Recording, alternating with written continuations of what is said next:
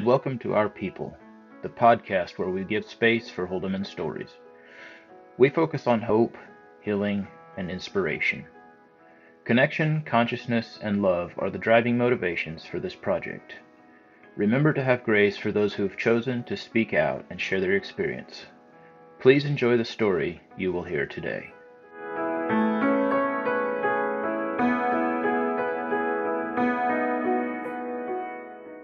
Hello, everyone. You're listening to Our People. I'm Caleb. Today I'm joined by my co-host Waylon, and we're talking with Lewis. Lewis, do you want to go ahead and introduce yourself? Sure. My name is Lewis Nolt. I live in southeastern Pennsylvania. Born and raised, have lived my whole life in this area within about a 40-mile radius of where I was born. I'm the oldest of seven. I am 43 years old. I'm married. I have two children. My daughter is 18 and my son is just turned 16. So we're riding motorcycle together, which is a whole lot of fun. And I was born into an old order Mennonite family. So my parents both grew up in horse and buggy. My dad was from a family of just three kids, but my mom came from a family of 14 kids. And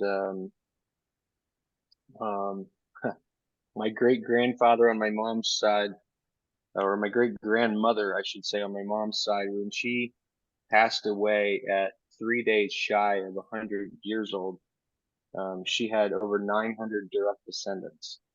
So my my mom's family is a very large family. My dad's side, just to give you a little bit of history, his mother dealt with quite a bit of mental health issues through the years. Their oldest son, my dad was the second born. Their oldest son died at age 5 of leukemia, and back then there was no cure. And so he died a very slow, painful death. And that took a huge toll on his parents. And then my dad was born, and then two girls.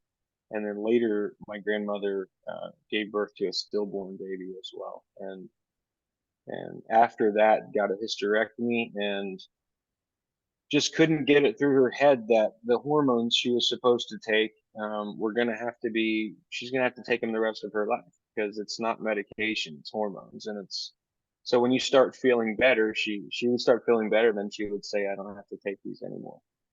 And so she was paranoid schizophrenic. Just the stories Dad tells of just being paranoid that the Russians are listening to everything they're saying. And a black man came in and stole her scissors from her fabric store, and just her maiden name was Gaiman. It's Gehman, and being that Dad was the second born and the firstborn's the one that died, my father heard his whole life that he was never going to be as good as the first one, and that he was never going to amount to anything, and that he was just a crazy gameman, and he was never going to amount to anything. So that was his relationship with his father. And so my dad set off, unconsciously, of course, to prove his dad wrong, and to prove that he was gonna make something of himself. And so he was very driven and very angry man. He started a business. So they grew up farming. Had a couple rough years trying to raise some cattle, and started a welding shop when I was 4 on the farm, right where we lived. And it took off and did well for him, because he was very, he would pound quality into his employees' heads. Like he did very well at it, and people drove back a half-mile dirt lane to bring in their stuff to fix. And being it was right there where we grew up, the business took precedence over the family always. Almost more times than not, we waited supper on him while he was out with a customer, and then we wound up eating anyway, and he would eat later. Or if we were sitting down to eat and a customer rolled in the driveway, there's no question Dad was going to get up and go take care of him. Made him a great businessman. He You know how it is with entrepreneurs, often they'll have a business or a service, or a product or a service, I should say, and it turns into a business.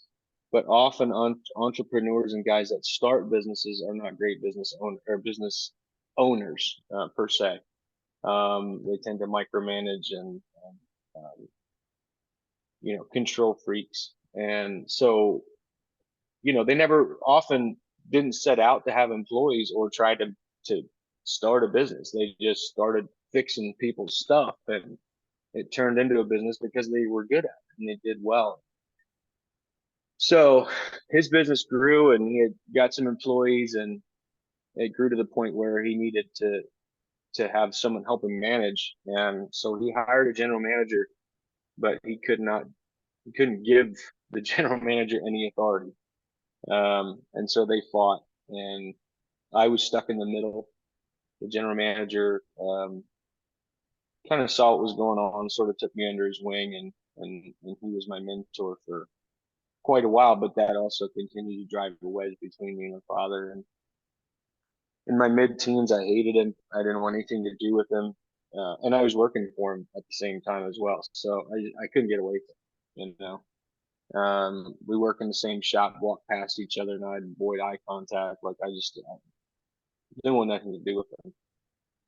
And then I could tell the general manager in his frustrations, he saw where I was coming from, and so I had a kindred spirit or whatever. And then there was other employees that were struggling with him too, because he was a micromanager. And anyway, I'm getting ahead of myself. So my parents left the old orders and joined the Holdemans when I was 9. So there was 5 of us. 5 of us. One was basically a newborn when maybe only 4. Can't remember exactly. But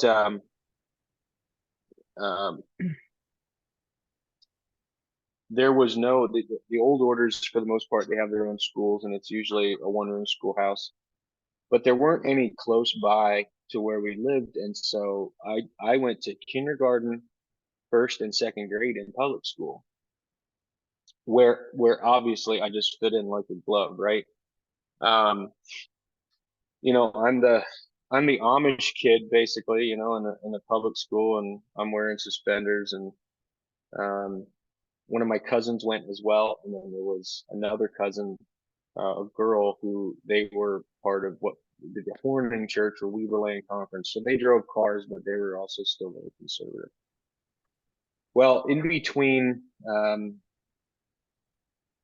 summer after my 2nd grade, the old orders put a schoolhouse right up the road from where we were.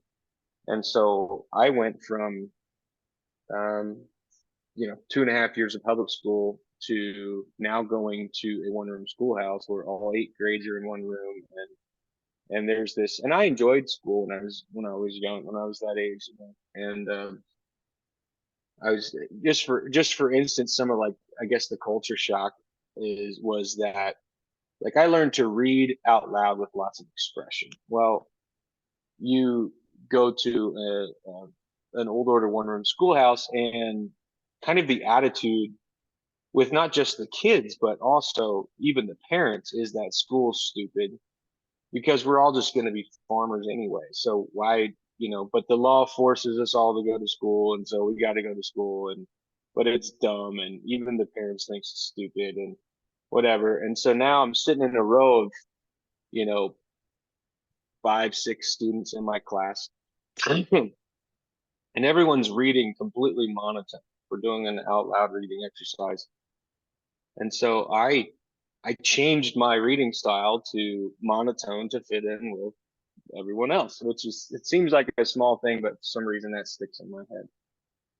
And then it was during that year when I was 9 in 3rd grade, just like culture shock from, being in a school where I didn't fit in because it was English people and the kid with suspenders, to now going to a different school where I look like everyone else, but don't even fit in with my peers, with my own, my own, so to speak, right? And and it's during that school year that my parents start this transition towards the Holdemans. And so during this school year, I'm now Sunday morning, and at first my mother refused to go to the Holdeman church because of her tight knit family. It was very hard on her, on them. And so we would drive right past the old order church, drop my mom off, pull in there with a car, drop my mom off, and go a few more miles onto the Holdeman church. And for a while, I remember it was basically just me, and I would go with my dad. Sometimes my sister would go. And nowhere during any of this, I know my parents were going through major transition. They were dealing with the pain of rejection from their family, from the church, their community, and making lots of changes themselves. But at no point was there any conversation about what kind of effect this would be having on the kids. Like, we're just going to go along with it. I mean, I remember my dad telling me one day, well, yeah, I guess I'm going to grow a beard. And, and he started wearing a belt instead of suspenders. And so, I went to that 1-room schoolhouse 1 year, and then we changed not only schools, but churches and community and everything I knew, Now we start going to Sunday school, and, all the kids I'm going to school with in 3rd grade are making fun of me because now I got to go to school on Sunday too, and, and so no idea how to deal with any of it. Like, just kind of along for the ride, but no conversation about any, like, how we're dealing with it as kids. I don't know that it was even really, I don't know. I have a hard time believing it wouldn't have been in their thought patterns, and it's never a conversation I've had with them, um, but I would kind of like to at some point, and I think we're at a place where we probably could have that conversation. But, so now into another school and a church where I don't fit in. And, with the influx of, even though here in Fleetwood, Pennsylvania, there's quite a few people that would have come from the old orders, but the old orders did not like the Holdemans. Probably still, I don't think it is nearly as bad now as it was then, but from probably the mid 70s, and this would have been now 1990, basically the Holdemans were stealing some of the old orders members, um, and they had the pride and the audacity to claim they believed in assurance of salvation. And that's a major pride thing. You can't know, you just hope. And, I think that was one of the things that drew my dad, was the whole idea of assurance of salvation. I know also dad just wanted to drive a car, because it didn't fit. Horse and buggy didn't fit very well with his business that was, at this point, 5 years down the road, was booming pretty good. And, so anytime he needed to run the hardware store, he'd either get on his bike or hire a driver or whatever. And so, but what actually got him was, I don't know. So there was a Dan Johnson that moved from Kansas to Pennsylvania, and specifically to work for Shirk Excavating, who's Sam Shirk, who's Deb Jansen's dad, and he was a minister here. And so Dan moved from Kansas to come work for Sam Shirk. within the first week, he was in my dad's shop, and because there was a loader dad was working on at the time, and he walked around dad's little shop, and he's just like, this is my dream to work in a little welding shop like this. And so about a week later, he basically, or a week or a few weeks later, he quit his brand new job working for Sam Shirk and came to work for my dad. And so, of course, there's some proselytizing going on there. And dad would have also known a few other people, one which lived right down the road from us that had also grew up in the old orders and joined the Holdemans later. And so both of these guys are working pretty hard on my dad to get him to convert, and eventually successfully. And so there's a little bit, and it's only been in the last few years that I really like the significance of the changes I went through over that short period of time really kind of smacked me in the face. And I think it came from us now leaving the Mennonites completely and seeing my kids go through something kind of similar. And us having conversations with our kids and telling them the reasons that we don't really feel at home here, and talking about the reasons that we're leaving, and the kids being on board, but still seeing them go through some of those tough changes and realizing that I went through even more in a short period of time with no conversation, basically from anyone, from any adults, about what's going on, with the kids, and how's these kind of changes affecting children. And so, the old orders, even more than the Holdemans, are very, very stoic people. It's not really okay to have emotions, much less display them, especially if it's any kind of anger. Like, you're going to use any kind of code word you can, so you don't have to use the word anger. It's frustration, it's irritation, it's, all those things. And so, so yeah, now I'm going to Holdeman school, and Holdeman church, and all those crazy changes, and and me just trying to fit in somehow or other, trying to be cool somehow or other. Just in a lot of ways, my whole life has like I'm a bit eccentric, I guess. I'm just a little different, always have been. And for a long time, really just didn't like that and wanted to fit in. I think I'm more okay with it now, but just like come to grips with um, a little bit of a horse of a different color in some ways, and I've become okay with that. There's times, I wish I had a bigger group of friends, and that I did fit in more, but then I see the group think and whatever else might be going on. I'm just like, yeah, well, it's not going to work. So where do we go from here? I guess then, so I get into the youth group. I did not actually join until I was 17. My sister, who's below me, she got baptized before I did. And so of course, I'm going into youth, and my friends are getting baptized. And I think one of the big things that held me back was at about 12 or 13. There's some family friends. I don't know how much I want to share, but I did something that I was very, very ashamed of, and very, very scared of getting found out.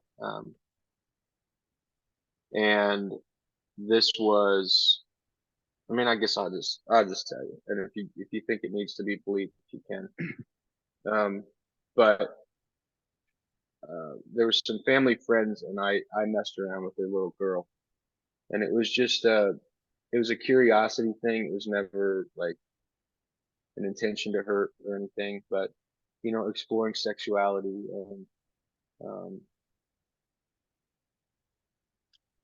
but it was obviously anything to do with sexuality is not talked about. It's a very shameful topic, and so and then meanwhile and when this happened, I became incredibly fearful of getting found out. And then one of my huge fears was, and not understanding how the law works and all that stuff, one of my huge fears was that, like, what if they go to the authorities and I, wind up with a record or, on some kind of list or whatever. And, and, to be clear, I didn't rape a little girl. I touched her. That was it. And, but anyway, finally I couldn't deal with it anymore. And at 17, with some tent meetings that were especially, intense, I guess, I finally, and even at that point, couldn't bring myself to tell my parents, so I wrote a letter, and then they were very kind about it, and but then very soon I visited with the ministers, and Pastor Sam Shirt um, asked if I'd be willing if he would reach out to the mother, but he asked me if he were to reach out to the mom, if I'd be willing to go with Sam and confess it to her and make it right and basically just see what happens. And I said I would, because I was done with it. And so we did. We went and visited with the mom, just Sam and I. And she said she always suspected something. And her only request was, she forgave me, and her only request was that if somewhere down the road the little girl had adverse effects from it, if I would be willing to also confess it to her. She decided that it wouldn't be good to bring it up to the girl at this point, but if somewhere down the road she was dealing with some stuff because of it, if I'd be willing to talk to her, and I said yes, I would. And that was the end of it. It never came up. But then finally at that point I joined the church. I got baptized, and of course, everyone's rejoicing, and there was more of a fitting in. I've I guess I have mixed feelings about all of it, because, there's people like on the group that will say without a question that they met the Lord in the Holdeman Church, and they got saved there, and those types of things. And I don't know that I can really give a straight answer on that. I do know that obviously I felt a lot of relief that this was now out in the open, and I didn't have to hide it anymore and all of those things. So, um, I was it truly an experience with the Lord? I don't know. I think I've kind of chosen to just say in faith it was because I did confess it to God, and I know that He forgave me, and the people I hurt forgave me, and all those things. So I've chosen to believe it was for real, and um, within my limited view of of God, I believe it was real. So now I'm 17. Things are not going well still between my father and I, and for some reason, I just, even before I joined the church, I'd find myself not long after revivals, I'd always got my hands on a radio somehow, and I've always I've wondered why that was such a huge draw to me.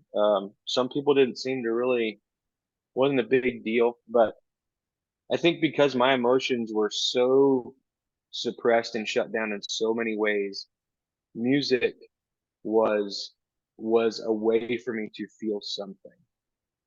And it's still a huge part of my life today. And it's it's not just praise and worship music either. I like all kinds of genres. There's a few I don't like, but um, to me, a classic country song when I'm sad, like I'm not trying to feel better, like if I'm feeling sad, let's put on some Merle Haggard and just rip it wide open. Like it's you know, and so I've found for myself that often I think secular music is more honest than Christian music, and I think that's why maybe I love it so much. But it's still it's I think it I've only really kind of put my finger on it in the last few years of self-reflection and whatever that I think that's why music has always been such a huge thing for me, and why I could never get away from it for very long until I somehow found it. And so that's kind of how the cycle went for a while. um Things weren't good at home. Somewhere in that same neighborhood, probably within the year after I got baptized and joined the church, um, my dad he was so angry.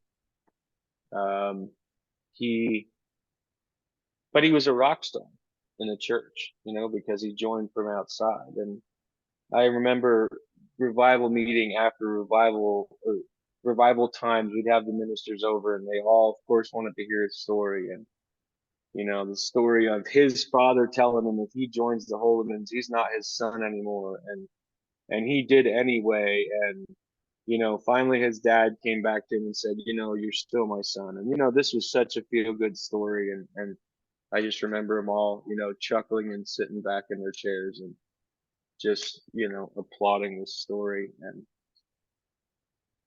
And so it felt good when I was younger, that my dad's kind of, he's this rock star. But then I started realizing that things were not okay, and we were really struggling. My sister at the time, was much more outspoken than me. I always internalized everything, still do.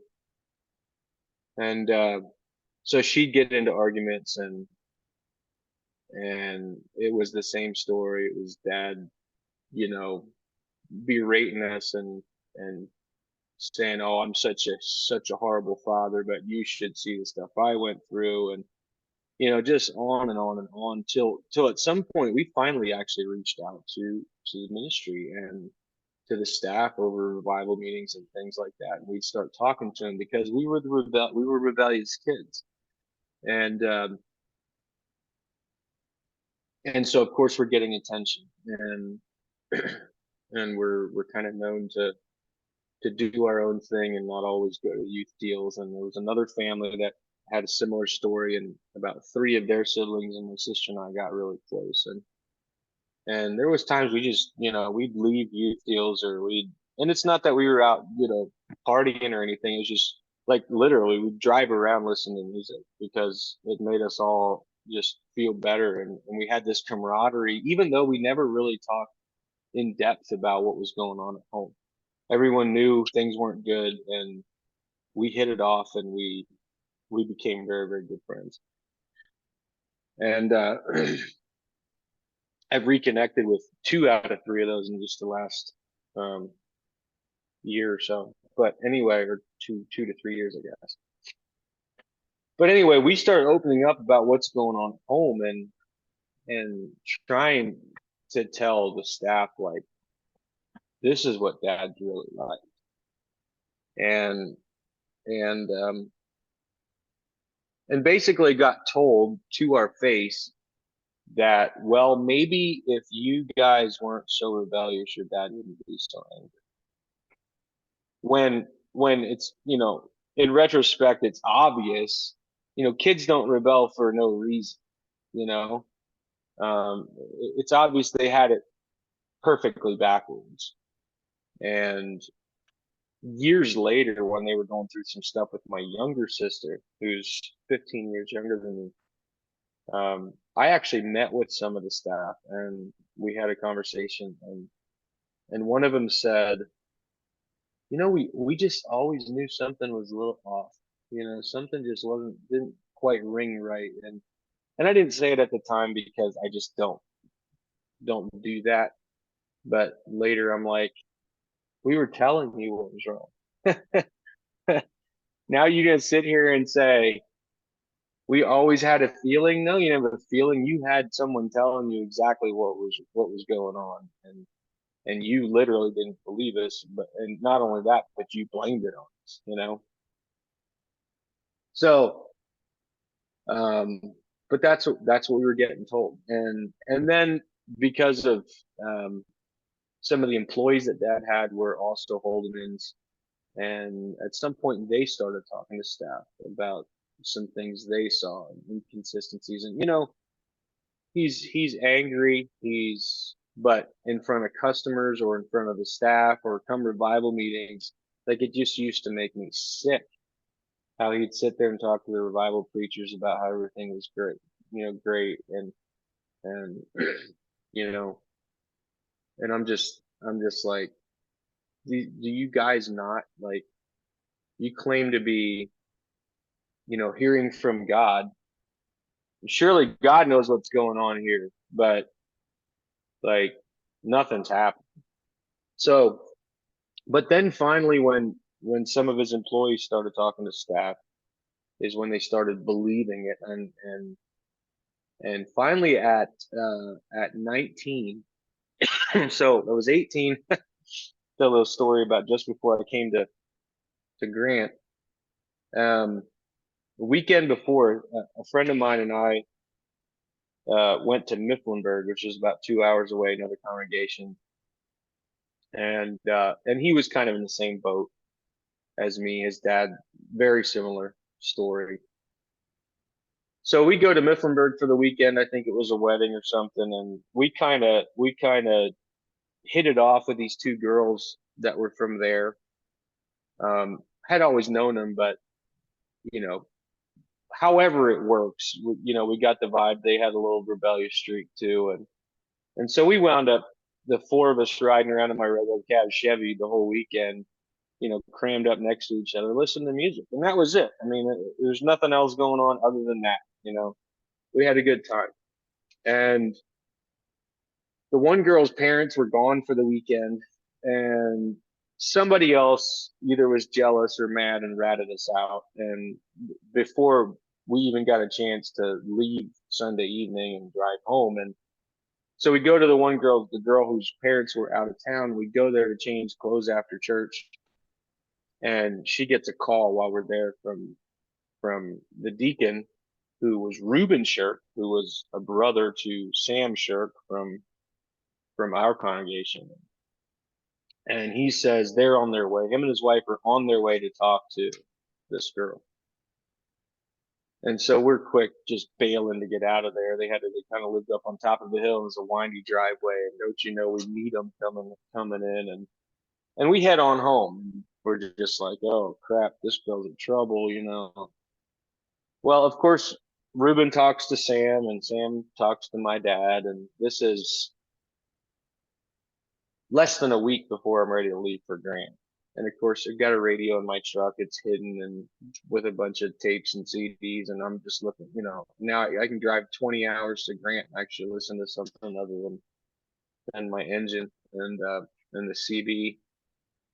And the night before I was about to leave, Dad jumps me about it and says he got a call from Sam, and what all went on. He's asking me all kinds of questions, and I told him the truth. And he said, well, you need to take that radio out before you go to Grant. For one time in my life, I stood up to Dad. I said, I'm not taking it out. I said, I got a 20-hour drive, and I know I want something to listen to. I'm not taking it out. And the plan was, at the end of harvest, my sister was going to fly out to Grant and drive home with me. And we were going to go run down to Greensburg, Kansas, and come in through Rich Hill, Missouri, and Hardinsburg, Indiana, and a couple places on the way home. And he goes, well, if you don't take it out, Lori's not going to be allowed to come out and come home with you. And so I did, took it out. left the tapes and CDs behind the seat, but took the radio out, and off I go. And in 6 weeks, I talked to my dad one time. And came back home. This would have been like November of '99. Things continued to get worse between Dad and I, and so I finally actually got staff's blessing to move out, and which is kind of rare.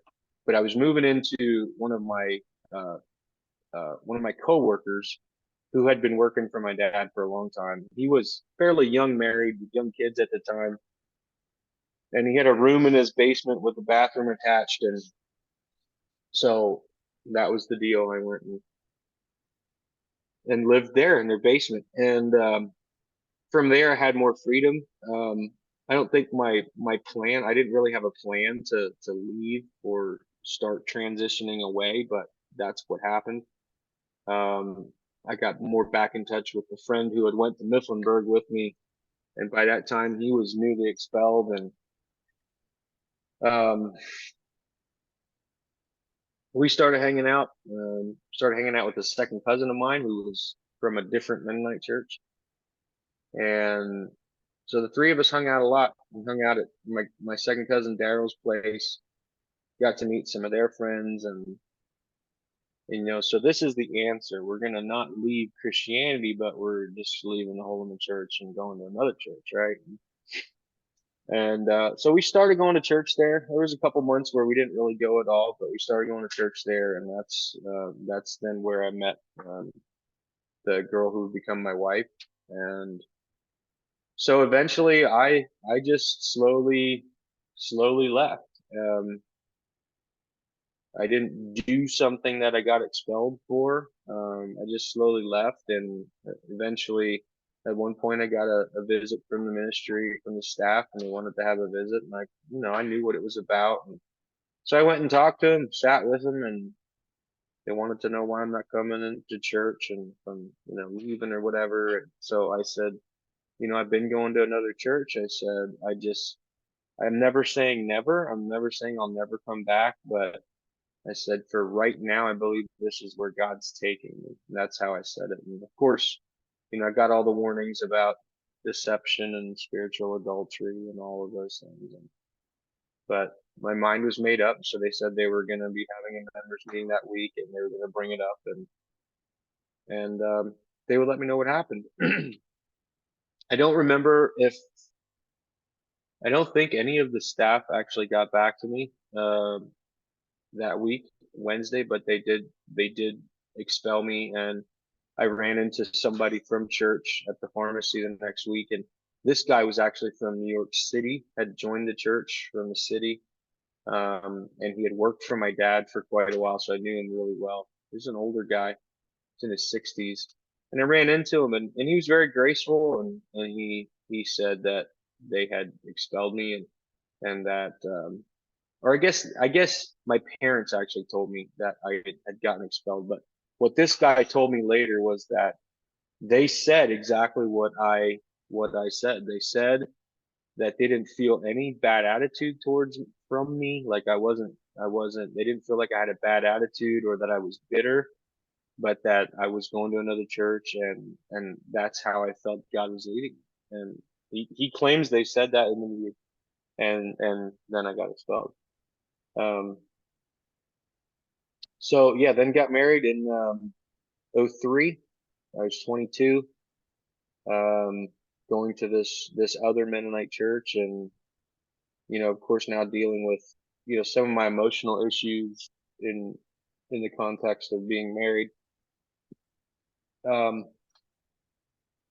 Friction, being emotionally checked out.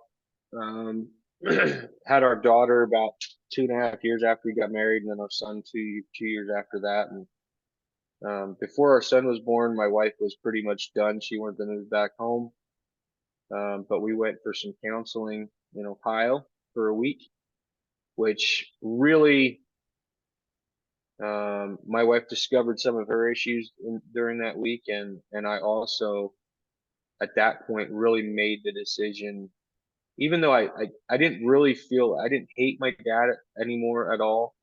But I started to understand some of the trauma and chose at that point to forgive my dad. And I think I just shared on the group here not long ago about a step in my process of forgiveness was to let go of my expectations of my father and excuse me, and realize that as long as I expect him to change, it just continues to hurt. And so it makes the process harder. But I knew my dad loved me, but he didn't know how to show it. And then in the context of me leaving leaving the one true church and all that, like, didn't know how to show me love even more so. And so part of my process was to let go of what I expected from my dad, and then be able to start being able to accept the little bits of love he could give. And that changed everything. It wasn't super long after that. My wife told me one time, she said, and I could tell, like, my brothers were working for my dad, and I could so see now that I wasn't immersed in it anymore, but I could so, like, if dad cracks a joke or he's talking and my brothers are looking away and can't, no eye contact, they can't stand him. It's so obvious. And I could just see it. And my wife told me, she's like, when you walk in the room and go talk to your dad, he lights up. Your dad lights up, and you sit down and you ask him what's going on at the shop and this and that, and he talks and talks and talks. And so that was incredibly healing in our relationship. And I know my dad has a lot of regrets. And we have a good relationship today, and our whole family really does. I think we're something special when it comes to how we get along. And there's other people from the Holdeman Church even that have said that, like, there's something different about you guys, like we love to sit down and have these debates that may or may not go anywhere, but and we're getting heated, but at the end of the day, we've figured how to agree to disagree and still walk away loving each other, even though we may not think the same way. But we have a lot of fun. We get together, we have a great time. I always look forward to getting together with my family. So anyway, so that was huge in my path of healing for my dad, was just to release him from expectations. And because when you're hanging on to those expectations, you can't even see the little bits of love they are able to give, much less accept them. And so that completely changed the dynamic. Started the healing process with me and my dad. This other Mennonite church, again, very, very similar theology, little different application. And what I would say is, even though it's not a one true church doctrine there, I would say it's a kind of one true denomination doctrine. If you're not Mennonite with a head covering, it's not much different than what we all went through leaving the Holdens. It's the head covering is kind of the flagship. Once someone leaves, it's not that big a deal if they go to a more liberal church. They might raise some eyebrows or think that maybe that they have a bit of a rebellious streak, or they don't want as many rules, or there may be some conversations like that. Now, there's some real conservative Mennonite churches that would treat someone in similar ways just for leaving their particular group. But I'm thinking of like the Eastern Mennonites, or Obviously Amish it's pretty bad, but there's some real conservative ones that family members would experience something very similar to a Holdeman leaving. But with the more liberal groups, it's not nearly as big of a deal to go to a different group as long as you still wear that covering. As soon as someone actually takes that, I mean, there's this kind of eye roll or talking behind your back about, yeah, I see she got a smaller covering, it's, that kind of thing. They're kind of losing it because they dress a little different and a little more worldly, and the covering keeps getting smaller. But as long as it's still there, it's not horrible. But once the covering comes off, then it's an actual salvation issue. And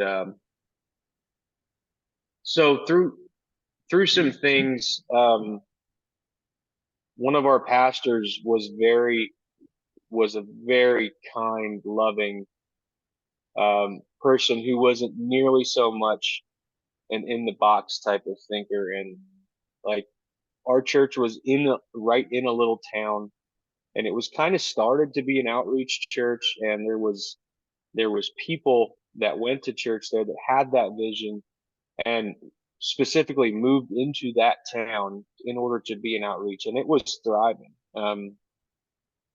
There was people from town coming to small groups and regularly coming to church, and we had an old school bus. We'd go out and pick up kids on a Sunday morning and bring them in for Sunday school. And there was times we had 35, 40 kids on the bus, and they had a very active summer Bible school.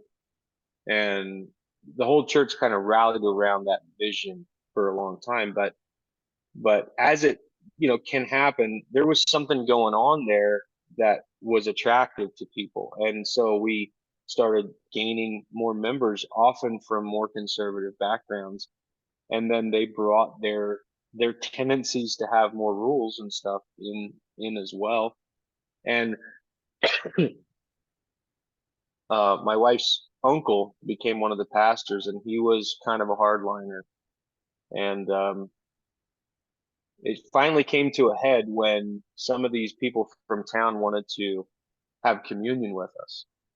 And the church was kind of split on it, because these people we would have believed they were born again, and some of them were coming to church more regularly than some of the members, and very active in the small groups. And so now they want to take communion with us. And that's where my wife's uncle, being the lead pastor at the time, drew a hard line and basically said they can't. And this other pastor, who was much more of a heart for the people, because he was actively involved in relationships with some of these people. He pled with them. I mean, this did not go well. And within probably 2 years' time, the people who were really the driving force behind the whole outreach, one by one, left. They moved, and there went the vision. And basically, the church just became another Mennonite church. And then they wanted to start planting other churches in the area. And they planted one, and then they went to plant the second. And of course, the ministry was on board, and basically, I knew there was some members that weren't, some people I was talking to, and finally they had a meeting with the whole church and presented the whole thing. And my wife's uncle, the same pastor, was on the church plant committee with the conference we were with. And so he was gung ho about starting another church. And so then they open it for questions or comments, and it's quiet for a while because no one's going to buck the system. And finally I spoke up and I said, I don't know if we're ready to plant a church. I said, we've been talking for 3 years in men's meetings and stuff about what our vision is here, and we haven't been able to answer that question. And so if we don't know what our vision is, it seems to me we're just going to take that lack of vision and just start another church with the same lack of vision. And if we can't figure out what our vision statement is, I don't think we're ready to start a church. And this uncle and this other guy from the Church Plant Institute, they jumped down my throat and just shot me down really much. And I was like, okay, I've said my piece, I'm done. And then the pastor, my wife's uncle, called or texted me the next day, wanted to have breakfast, and I said, oh, and one of the things they said was, we've been at so many church plant meetings, and people come up to us and they say, we were thinking about planting a church, but we weren't quite ready. And not long after that, we had a church split. That was one of the reasons they used publicly in that meeting the night before. And then the next day he texted me, wanted to have breakfast or something. And I said, no, Richard, I said my piece last night. I said all I want to say. And I said, the idea that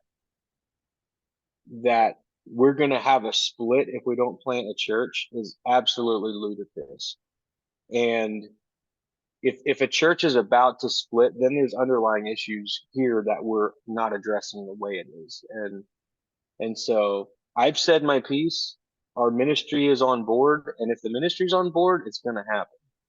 We're not, no one's going to buck that system. And so I've said all I want to say. And that was some of the beginning of the end. At one point we got invited to go to Canyon City, Colorado, and work at a ministry out there called New Horizons. I don't know if you guys have ever heard of it, but it's a ministry where there's a lot of prisons in that area, and quite a few women's prisons. And this New Horizons Ministries, they have nannies that go live there for a while, and so these moms have babies in prison sometimes. And what these nannies will do, and they're licensed by the state and everything, they'll basically become a foster parent for these babies, take them in for weekly visits, keep them in touch with the moms, and if the moms are doing well and get back out of prison, they work at getting them a job, getting them to be self-sufficient, and reuniting them with their children. It's a good ministry. And at one point they were talking about starting a horse therapy ranch that some of these moms could work at and also be taking therapy with the horses. And my wife was really, really big into studying horse therapy at the time. She's a horse lady. She loves horses. And so the idea was that they were looking for someone to come run that ranch, and they hadn't bought it yet. It was very, very preliminary and all of that, but we were just like, this is our ticket out of here. Where we can go be a part of something that we believe in. And so we went out and met the church there. It was a Mennonite church, but seemed to be very, not nearly as hard line as what and we were excited about doing something like this. But then by the time we got there, it really changed, and they weren't sure if they were doing the ranch. And basically they just wanted me to be basically a coordinator for helping these moms getting out of the prisons and stuff, which just didn't fit it's not what I wanted to do. So we came home pretty disappointed. I kind of asked God for a sign, and gave me one that seemed very positive about staying here for a while. So we decided to dig in church and really, if this is what God wanted, this is what we're gonna do wholeheartedly. And I think I still feel like I was led by the Spirit to decide that I'm going to go prayer walk to church every Sunday morning. I'm going to show up a half hour before church, and I'm just going to sit in the pews. I'm going to pray. I'll pray against the spirits of darkness. I'll pray for revival. I'll pray, just whatever God lays on my heart to pray about. And I told the ministry that, and they were all excited. And so they announced it, and they didn't use my name or anything, but they announced it that some people were going to start doing this and inviting anyone who wants to join. And some people did here and there. So I did that for about a year. I think almost every Sunday morning, usually by myself. Um, and things just kept kind of pointing away. The church to me just kept drifting more and more towards, being a closed circle. The kids ministry was falling off. We were struggling to get 10 people on a Sunday morning. You're struggling to get volunteers to help. I mean, it was just, it was, things about it were falling apart. And so, and then I'm starting to just, I'm questioning things like, why is baptism and communion linked to church membership? And why is that such a big deal? And, what's up with jewelry? Like you look at the one verse that gets used about jewelry, and it's not even a verse that's against jewelry. It's a verse about, not getting your beauty from your jewelry, and I'm going like, you got the story of the prodigal son, and he comes home and the dad's throwing the ring on his finger. And I'm like, Jesus had all kinds of opportunities to say jewelry's wrong. And here he is having the father put the ring on the son, and just more and more like started digging into the covering thing a little bit. And there was about 6 different things that I was really questioning. I don't remember what the others were, but at one point and then they were with this whole kind of clamp down thing. They had what they call the church covenant, which is sort of our guidelines and our rules and whatever. And they were wanting signatures from everyone signing that they agree with this covenant.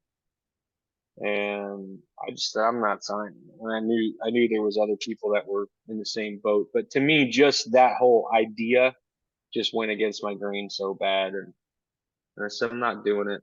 And my wife was on the same page. And then I wrote this email to all the ministry team, which was about 4 guys at the time, asking all these questions about, jewelry and the covering and membership and baptism and communion, and kind of laid out the things I believe, but asking honest questions. And I got one response from one of the ministers, and it was, I'll have to do a little research and get back to you. And that was it. That was it. So at that point, we're like, our loyalties were gone, and we're just like, now we're starting to look around. So we started fairly regularly going to this evangelical free church, and really enjoyed it for a while. My I will say we always struggled in our marriage. I I would repeatedly, I fell back into porn many times. And it was weird.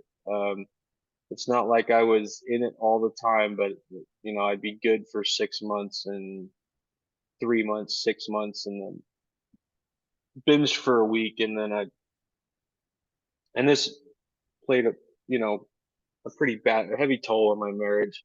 And obviously I see now that the porn itself um, wasn't the problem. It was a symptom of medicating or whatever have you. And so it's like Paul Young I've heard him say, he says, it's the illusion of a relationship without the risks of a real one. Some of that more unraveling is what brought me basically to the end of myself. That was my crisis of faith.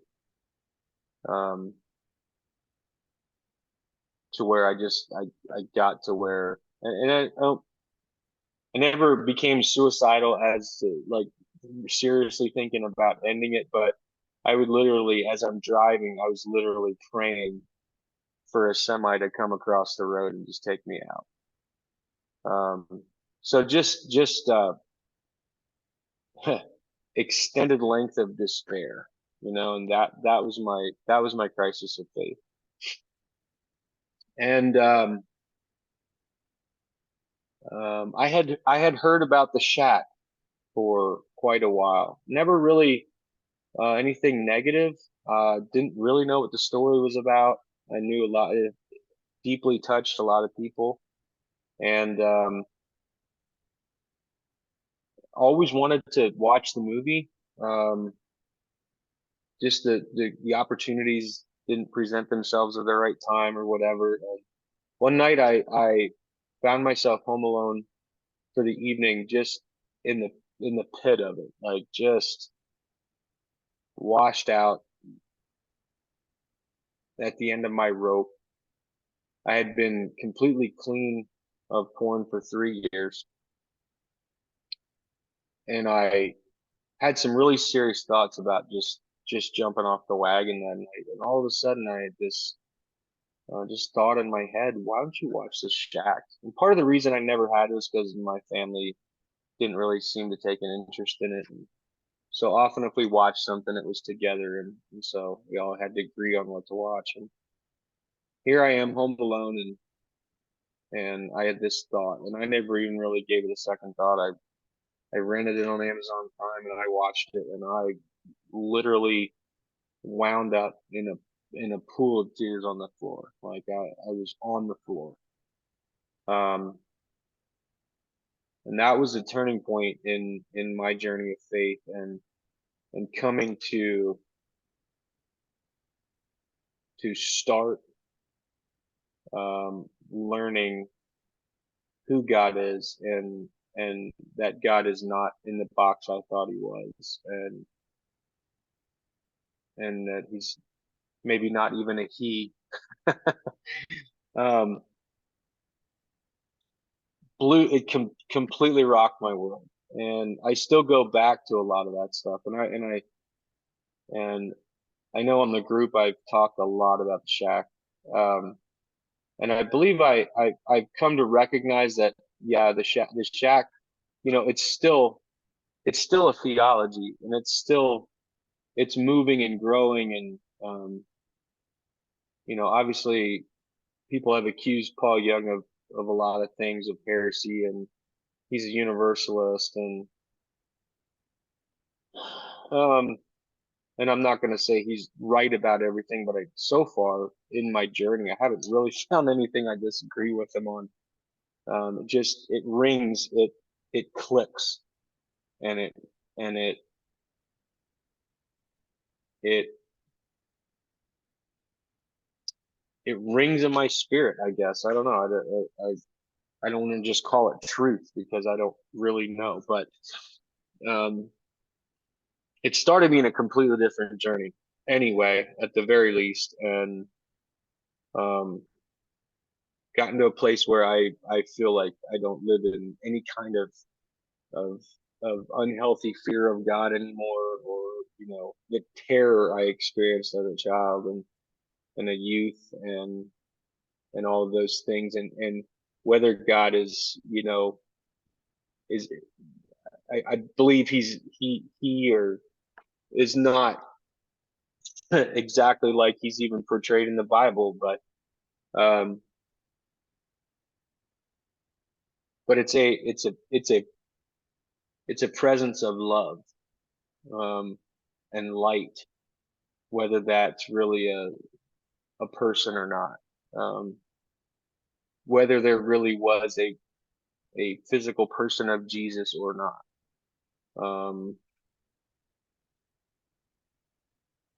So I find myself, I feel like I'm much more open to the ideas of spirituality that may not have anything to do with a specific deity. Um,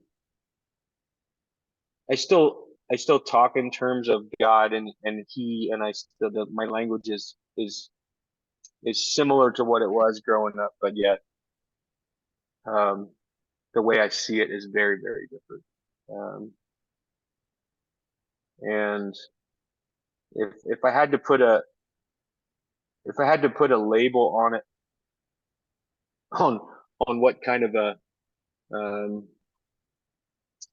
a believer I am, I would say that I am a hopeful ultimate redemptionist. Um, I've read some books and stuff about, we've got infernalism and annihilationism and universalism is kind of the three big ones. And the crazy part is when you really start to study them, there's verses that seem to support all three of them. And so I think it's if someone's honest, I think it's impossible to put all your eggs in one basket and say this is the way it is. And I think that's really, the more I learn about Scripture and the lessons and myths and legends and everything else that's wrapped up in Scripture, I think that's the point. I don't think the point was ever to be certain about the way things are, in your own brand of ism, because it creates diversion, or it creates division and us versus them mentality. And I just don't see a lot of that in the life of Jesus, in the recorded scriptures that we do have. The people he was the hardest on were the ones that were certain he was wrong, and he included people and he loved people. And the way the early church basically did socialism was was really what Jesus taught, in generously sharing what you have. Obviously I think that differs from the model people are trying to push today, where it's something's being taken from one person and given to someone else. I don't think that works either. But when people were living in that kind of generosity where they believed their needs were going to be met, and no one's trying to have more than the next person, or there's no competition. It's just, hey, you need this and I have this, and so I'm going to give it to you, and vice versa.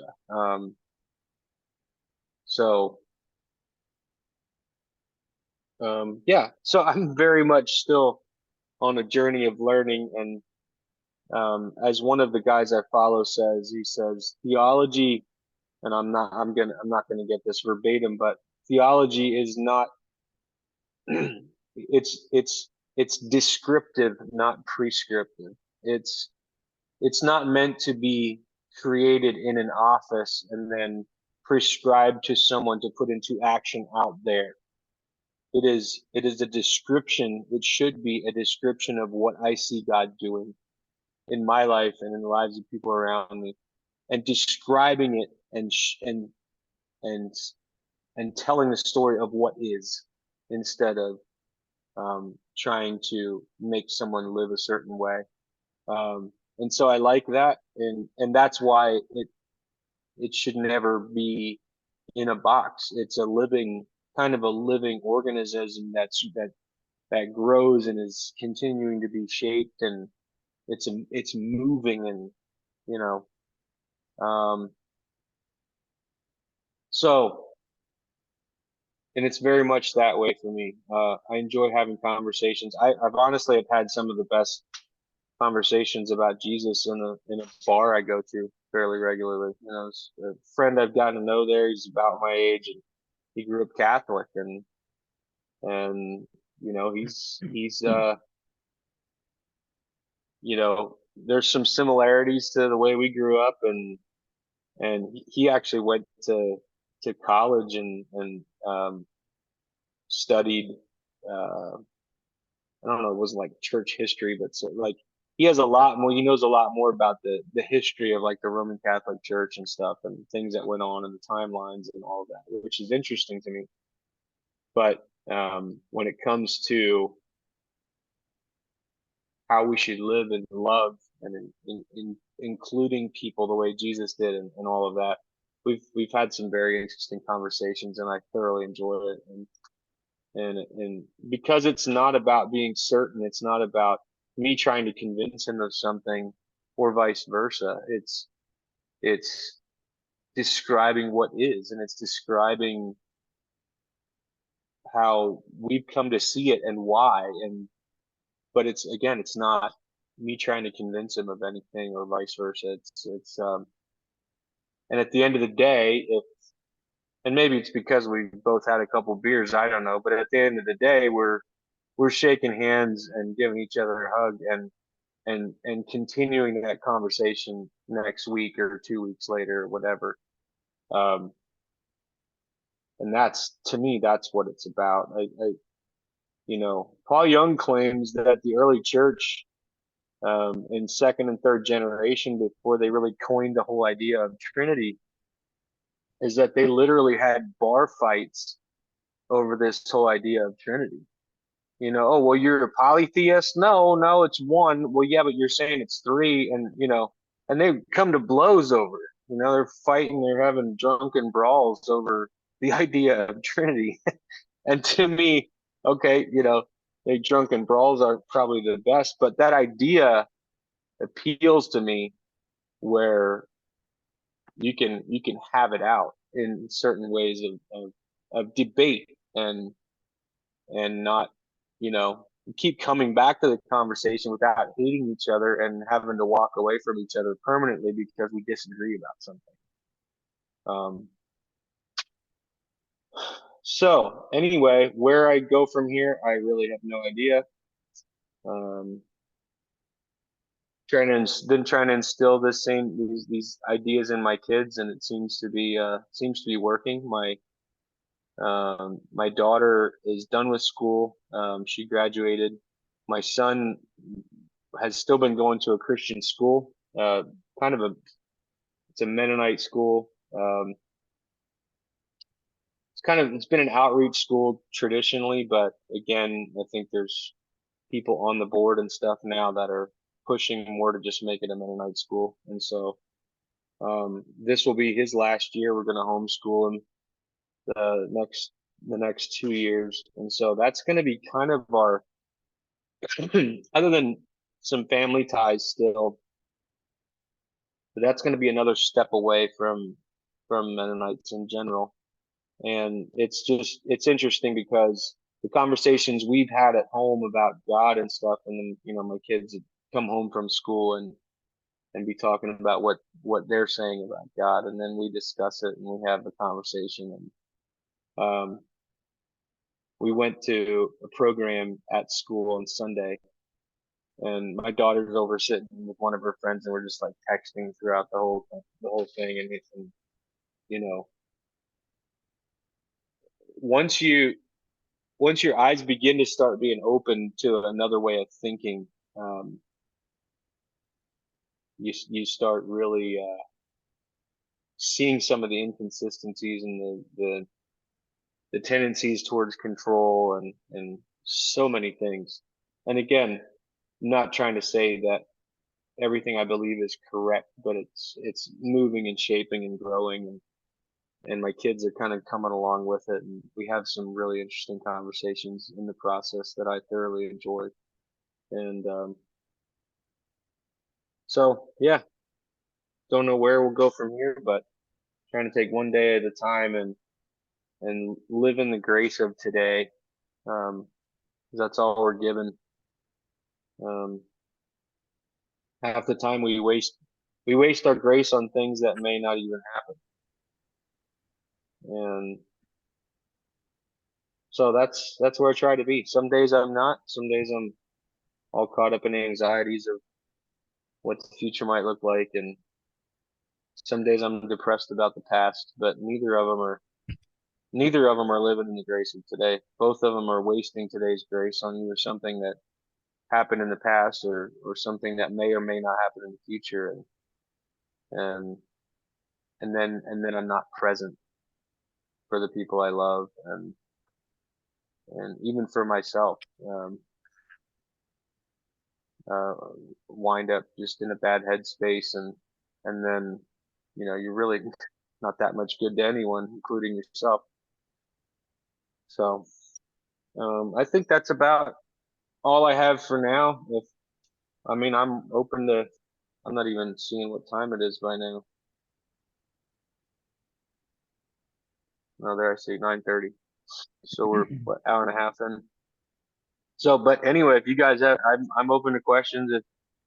If you guys have any more, I can fill in some blanks if I left some. It's hard to know what all to share and what points to hit and all that.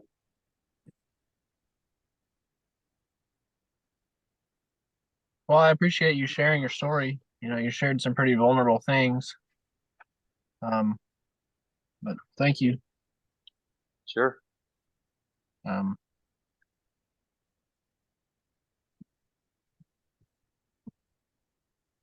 Are your parents still in the church? Yes.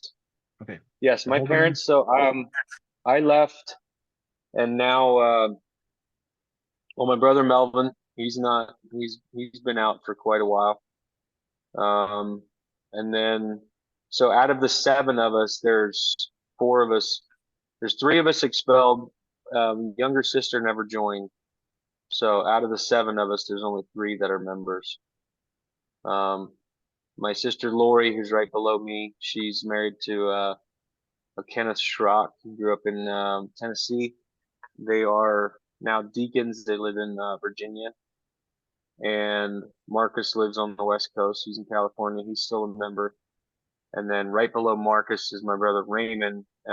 He lives here locally. He's married with a few kids. Works in my dad's shop. He's still a member. But then there was a 7 year gap between him and my younger sister Tina. She's married to an ex-Holdeman. They actually got married.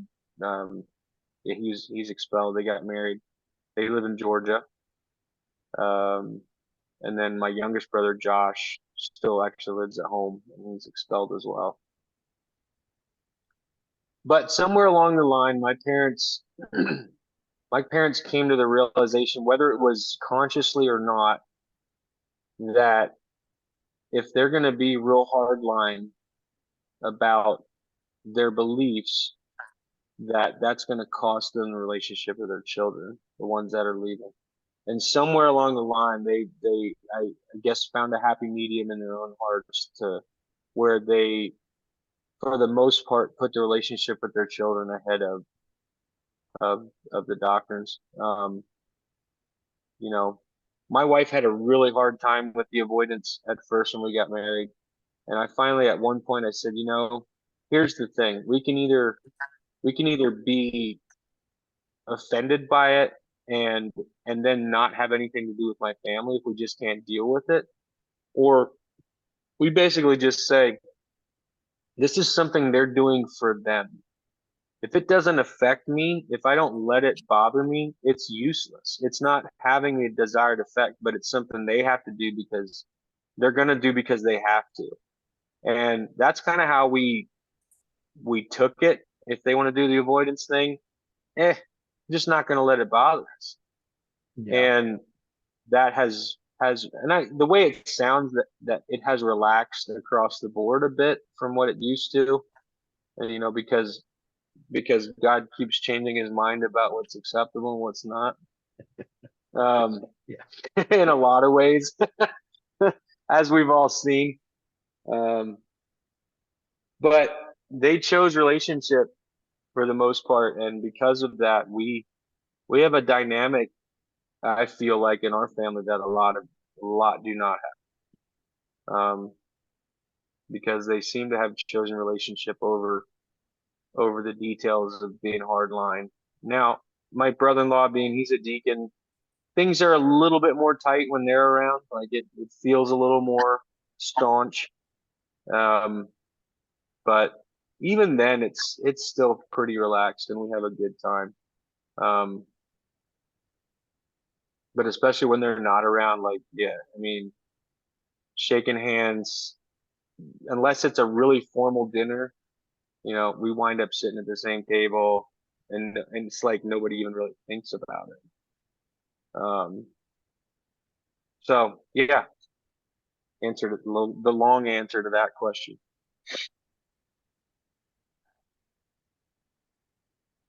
I remember reading The Shack, and I think the main, for me at least, the significance of it was more that it just started new thoughts.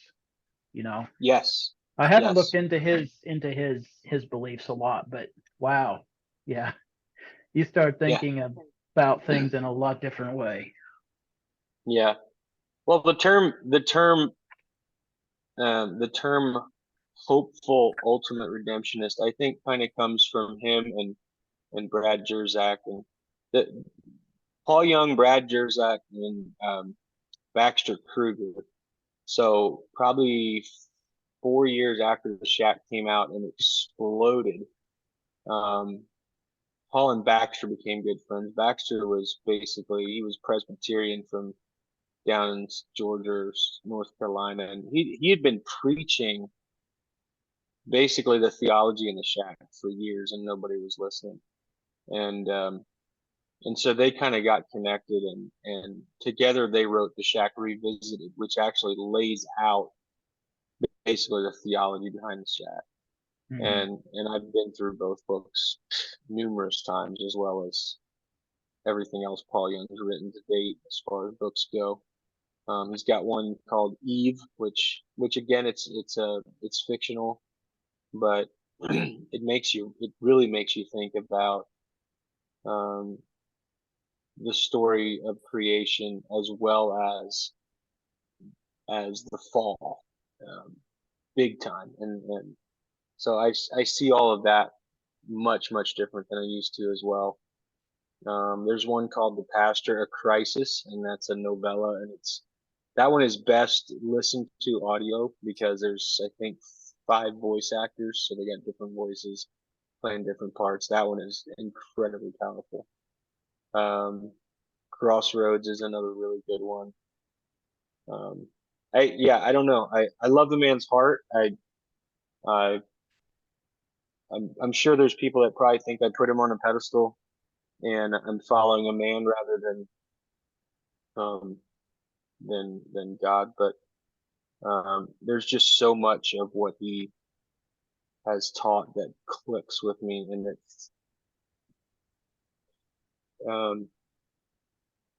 it makes so much more sense to me about what the nature and character of God might be like.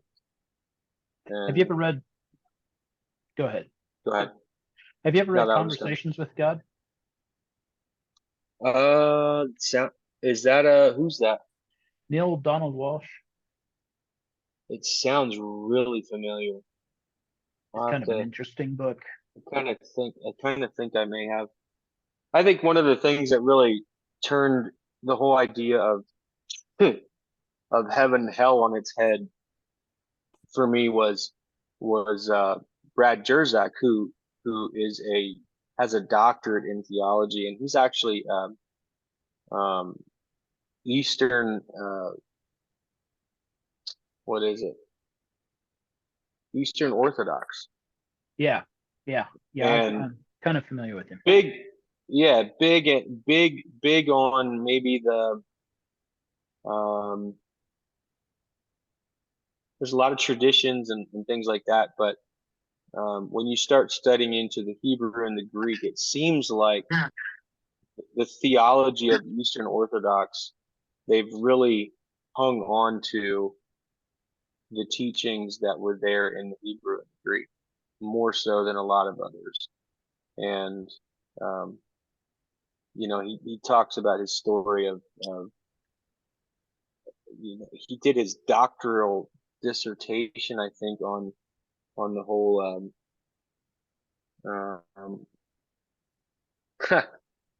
slipping my mind now. It'll come to me. But he wrote a book called Her Gates Will Never Be Shut.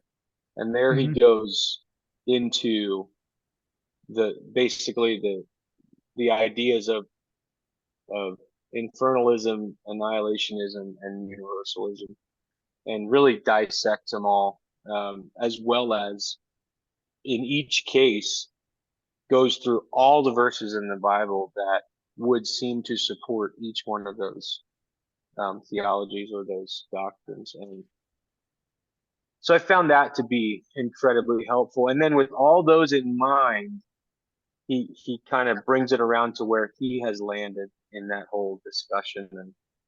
And to me, it rings true along with a lot of other things.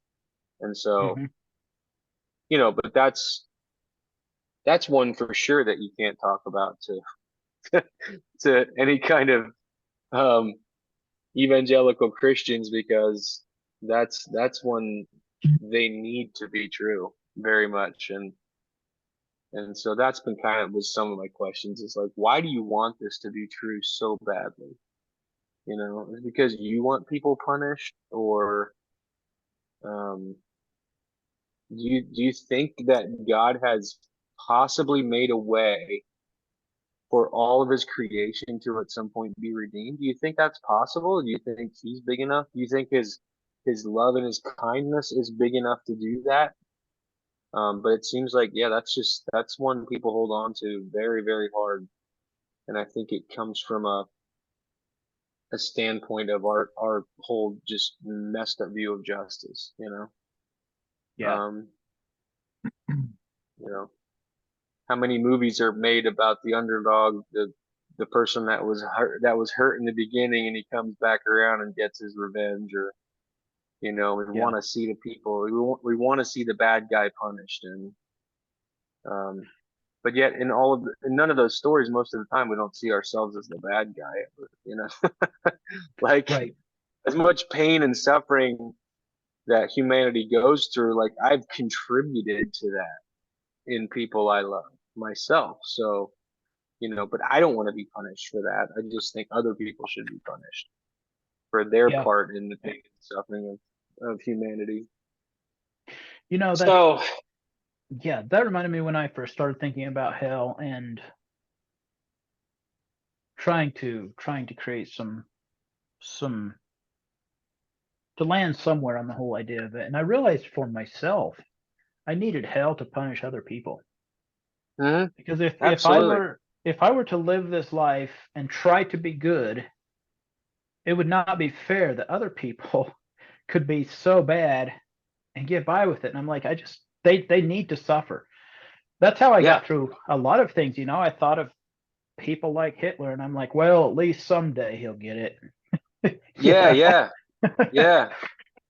But and I think this again maybe was Brad, or I don't know, Brad or Paul. They all get mixed up in my head. But of course, Hitler's one that comes up in this whole discussion pretty easily. And once it's all past, and we're not talking about the confines of time and space anymore as we know it, you know, what if for each one of us, and this is just a theory, or it might not even be a theory, it's just an idea, and what if for each one of us, we get to sit, we have to, or we get part of our redemption process, if you will, is we have to sit in front of every person that we've hurt along the way and hear their story, not only of how we hurt them, but also because, again, we're not dealing with the constraints of time, but we also hear their story of healing and their story of redemption, you know, hmm and think about how long that might take, and then you think of someone like Hitler, and the millions of people he affected with his brutality. And now he has to sit in front of each and every person that he ever affected and hear their story of the pain and then also the redemption. And maybe that's the purgatory, and or whatever you want to call it. Maybe maybe that's part of the redemption story, you know? Yeah. Um, yeah, well, God loves everybody, but Yeah. we can't quite fathom that with someone like him, and so I'm guessing, sitting in front of somebody and hearing their story of anguish of how I've hurt. I mean, I've experienced that in life, in ways I've hurt, my wife, and her being brutally honest with me, and how much that just wants to rip your insides out when you realize that I was capable of hurting another human being to that extent. And and the redemption part of it, at this point, isn't still complete, obviously, but um that feels like hell. I mean, a version Yeah. of hell when Yeah. I'm realizing that I was able to hurt somebody to that extent. That's a version of hell. You know, um, hell is what a child experiences when a parent's beating the crap out of them, and hell is what a woman experiences when she's being raped, and Right. we don't need there's no shortage of of those kinds of examples, so Yeah. we're in some version of hell to a degree or another right now, Yeah. you know. Yeah. I don't remember if it was So Rob Bell. I don't remember if it was Brad Jerzak or Rob Bell. I was reading one of their books, and they brought up hell, and someone had asked them, "Do you believe in hell?" And he said, "Yes, I've been there." yeah, I was in well, that's the old, Africa. I was watching a child starve, and it was yeah, hell. Yeah. yeah, yeah. Well, I mean, and that's the old saying. I don't remember who it was that would have originally said it, but religious people are afraid of hell, and spiritual people have been there, and that holds some truth. Um, yeah, so yeah, I'm still, yeah, I'm very much on the journey of figuring out what I believe with that, but the funny part is that I don't feel any pressure to figure it out anymore. Like there's no pressure to be certain about it. I think there's a few things I am certain of, that are way more important than the things I used to be certain of. You know, I I didn't think that I was lovable for years, and I didn't think that God of all entities or beliefs loved me for sure. Because Hmm. I felt like I was a pretty disgusting disappointment in general, and so that's gone. Praise God. That And so now it takes off the pressure. It takes off the pressure to perform. It takes off the pressure to try to get it right. And now I can love the person that's right in front of me in the moment. I can love the cashier at the 7-Eleven, and I can stop what I'm doing and pull off and help somebody change a tire just because I love them. Um, and there's no pressure to hey, I changed your tire, but now I need to share the gospel with you that you're probably going to hell because you don't, you got a skull and crossbones bumper sticker on your car. Yeah. Yeah. I heard that saying, but for the grace of God, there go I, in the church many, many times, and I never understood it until I left the church. Then I'm like, yeah, I think I'm slowly starting to understand what that means. Yeah, yeah, yeah. I know. And I just posted on the group yesterday. I got to thinking about, or over the weekend or something. I got to thinking about this whole thing of you know um, of faith and works, and without faith it's impossible to please him. And for some reason my thoughts just took a turn to where I went in a completely different angle, and I'm like, yeah, that's because without faith we're working so hard to try to please him, because it's about pleasing or displeasing an entity that's probably sort of disappointed in. And once faith starts to mature, I can rest in his love. I can rest in just being loved and living loved, and having the confidence and not trying to please or displease that entity anymore. I grasp that I am loved, and therefore I can love. And then it doesn't, like, I'm not trying to please him. And I don't know. I'm still thinking. I'm still chewing my way through that whole thought process. But in my head, it makes sense. Um, so, obviously that's a different context, the way we always heard that, but, and most often I heard much more often that, well, faith without works is dead. And so there, the focus was on the works once again. And it's usually wrapped up in some kind of either following our rules, or the works are getting involved in some kind of a mission or ministry or program, or something that somebody thinks God is doing over here. You need to be a part of it. I just remember so many times, like, um, in not the Holdeman church so much because they have their own missions, but in the other Mennonite church, you'd have all these different Mennonite missions coming in and giving their little spiel about what they're doing, and and of course trying to recruit, hey, if anyone's interested in this and that, and always sitting there kind of feeling ashamed that I'm not getting involved in those ministries, because it was about pressure. It was kind of a shame-based propaganda machine, and I'm just like, now I'm like, I'm not opposed to going somewhere and being on a mission field somewhere, certainly not. But what's crazy is when the whole idea of hell kind of goes away, the way we were brought up, that kind of ends evangelism, doesn't it? Like, in evangelism, in the sense of, like, this pressure to tell people where they're going to go if they die, before they die, or their blood's kind of on your hands. And, like, if you're ashamed to stand on the street corner and preach, like, something's wrong with you. And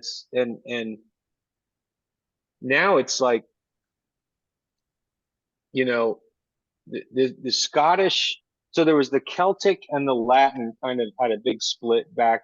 I couldn't tell you the time frame, but we've all fallen under the Latin school of thought of separation from God.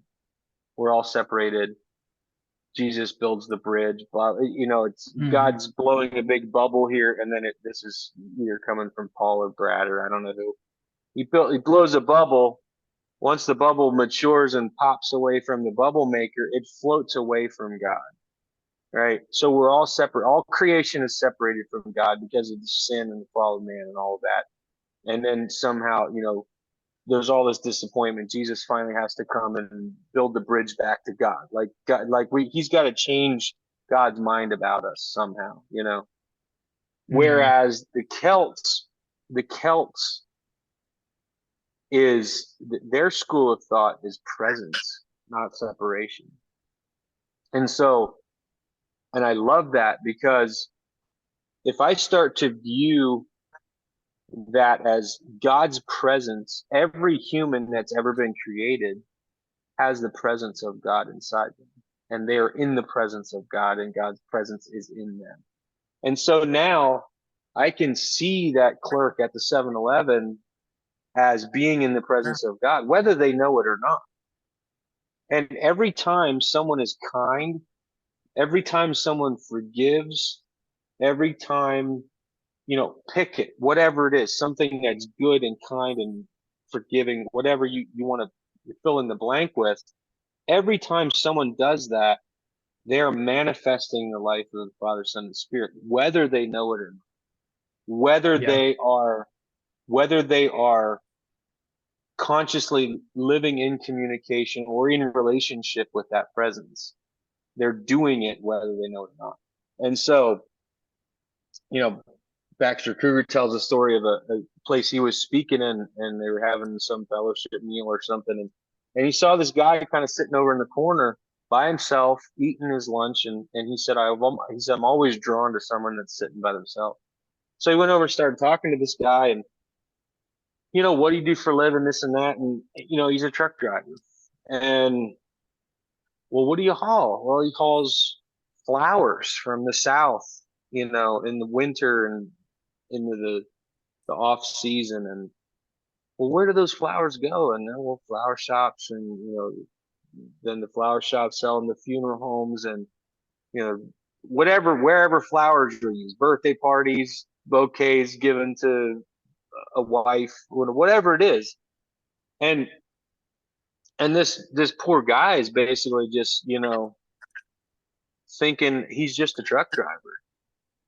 And, and Baxter starts talking to him about this and saying, do you realize that you are participating in bringing people joy and comfort and surprise and delight and all of these things? And he said, as he's talking, he sees the guy lighten up a little bit, and he's like, yeah, people don't understand what it's like they're driving these rigs up and down the road, and everything you use comes on a truck. Some point in time, everything you consume has been on a truck. And he kind of starts getting a little more, fire in his giddy up there. But that's the point, like Baxter's saying, like this man, even if he wasn't a Christian or a believer or whatever have you, this man is participating in God taking care of his kids. The truck driver that's bringing the groceries, that man is participating in God's passion for his kids and keeping them fed. And once you start getting a little bit of that shift, you can take that anywhere you want. Right. Another story told was a guy, he sat beside a guy on a plane, looked like Indiana Jones, and they start chatting, and here he's a microevolutionary botanist. I love this story. And he's got a napkin, and he's writing on this napkin, there's all these Latin names, these different plants. He's been in South America studying these plants that are almost extinct and trying to figure out what they're worth, if they've got medicinal value or what, all of these things. So he studied these plants that have gone extinct and are about to go extinct. And I mean, this dude is on fire. I mean, he is lit up about it. And finally he kind of winds down a little bit, and he looks at Baxter and he goes, and what do you do? And Baxter's like, well, I'm a theologian. And he just kind of deflates a little bit more, and he's like, well, I guess you're going to want to talk to me about evolution then, aren't you? And Baxter's just like, no, I don't really care about that so much. He's like, what I want to know is where did that passion come from? Where in the world was Uncle Frank a microevolutionary botanist as well, or Aunt Betty, or where did the fire come from? And he just kind of he was like, nobody's ever asked me that before. Like, what? I don't know. And he's like, well, I'm asking you now. And he just like, he had no idea what to say. He's like, anytime he's encountered someone like Baxter, now we got to talk about evolution and why he's wrong and that kind of thing. And so Baxter says, I'll tell you where it came from. And so he gets his own napkin and he draws, Baxter's got these 3 overlapping circles, which is perichoresis, which is the sign of Trinity. And he said, this is Father, Son, and Holy Spirit. And he said, right here in the middle where they all overlap, that's where you're at. And that's where your passion comes from.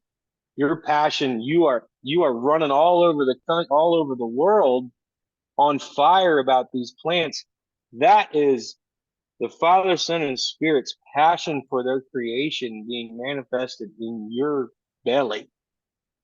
And so they had a great conversation, and he's like, I just hate to think that this man he's all fired up, and he winds up in some evangelical church next Sunday morning, and he's told that, well, that's being a microevolutionary botanist is all well and good, but if you really want to do something for the kingdom, you got to be involved in this ministry over here, or that, this church or that program, or, and now he's going to walk away feeling bad about himself because he thinks what he does doesn't matter, Mm-hmm. And so I just love that picture, and I remind myself of that whole idea sometimes where, whatever it is in somebody that makes them come alive, chances are you can point it back to something. There's a passion somewhere that God put there in that person that, it didn't happen by accident. And it's, I love to ride motorcycle, and I like to think that, Jesus would like to have his face in the wind too and smell all the smells and see all the things I see when I'm on my bike, Yeah. I don't know, fast cars. Do you think Jesus is impressed by horsepower? I think he is, like he created it. Yeah. We're just figuring out how to harness it. And so I don't know. And I don't know, I haven't taken that to every example I can think of, but that kind of train of thought clicks with me, and it makes a lot of sense. And it just, I don't know. I know we shouldn't go by feelings, but it feels kind of right. Yeah. So anyway, now I feel like I got on more than one soapbox, and if you guys had any more questions, I feel like I'm taking up your time. I don't think I have questions. I mean, nothing that Okay. we need to talk about. Sure. And yeah, we're Sure. right at 2 hours. So Cool. yeah, I have really enjoyed listening to you. Good. Yeah. It was good to chat with you guys too. I always enjoy your input on the group whenever we get into some interesting discussions, and I'd love to visit you guys in person and hear your stories as well. Everyone's a story, and I think that's why we're all so drawn to stories, is because we all are one. Yeah. And it's like Paul Young says. He says, walking, he's like, I feel like I should take off my shoes because I'm walking on the holy ground of everybody's stories. And that's really, it's sacred. I mean, the things that have happened to us individually is unique in some ways, not in all ways, but in some ways. And it's sacred because it makes us who we are. Yeah. Yeah, I really appreciate hearing from you, and I think that's a pretty powerful thing to leave with people, is this kind of reorientation from maybe a shame-based and a fear-based belief system, or a performance-based belief system, to something more focused on love and grace and self-acceptance. Yeah. I think that's a pretty powerful message to Yeah. leave with our listeners. Yeah. Yeah. And whether it's in a God with a name or not, I think there's a presence of love, if if nothing else. Well, again, it was nice chatting with you guys and getting to know you a little bit more, and I'd love to have the opportunity to sit and have a beer or some coffee. That would be great too. Yeah. Yeah, that sounds good. All right. Well, thanks for Okay. coming on. All right. Yipper. Take care. All right. Bye. All right. Good night. Bye.